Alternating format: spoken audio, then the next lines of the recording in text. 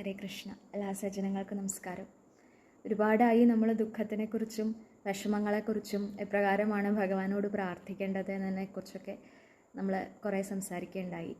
എന്ന് കരുതിയിട്ട് ആരും ചിന്തിക്കരുത് കേട്ടോയോ, കൃഷ്ണനോട് എൻ്റെ വിഷമം പറയാൻ പറ്റില്ലയാവോ, അങ്ങനെ ഒരു അർത്ഥത്തിൽ ഗ്രഹിക്കരുതേ.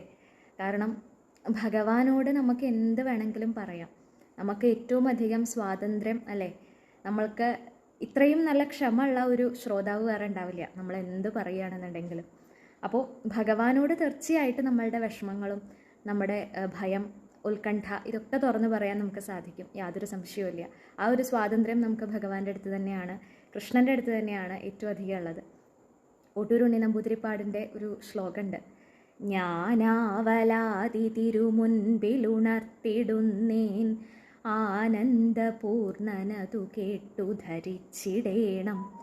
ജന്മത്തിലാകെ അഴലാണടിയൻ്റെ നേട്ടം, നീ മാത്രമാണിനി എനിക്കൊരു ബന്ധു കൃഷ്ണ. പറയാണ്, അങ്ങയുടെ മുന്നിൽ ഞാൻ ധൈര്യമായിട്ട് പറയുകയാണ്, അവലാതി പറയാൻ വേണ്ടി വന്നതാ. എങ്ങനെയുള്ള അടുത്താണ് നമ്മൾ അവലാതി പറയുക? ഒന്ന് ചിന്തിച്ച് നോക്കൂ. നമുക്ക് അത്രയും സ്വാതന്ത്ര്യം, നമ്മൾ പറഞ്ഞാൽ കേൾക്കും, നമുക്കൊരു സുരക്ഷിതത്വം ഒക്കെ ഉള്ളിടത്താണ് നമ്മൾ അവലാതി പറയുക അല്ലേ. അപ്പോൾ ഭഗവാനോട് പറയുകയാണ്, ഞാൻ അവലാതി പറയുകയാണ്, എല്ലാം തികഞ്ഞിട്ടുള്ളതായിട്ടുള്ള, എന്തോ തികയാത്തത് കാരണമാണല്ലോ അവലാതി പറയണത് ഇദ്ദേഹം.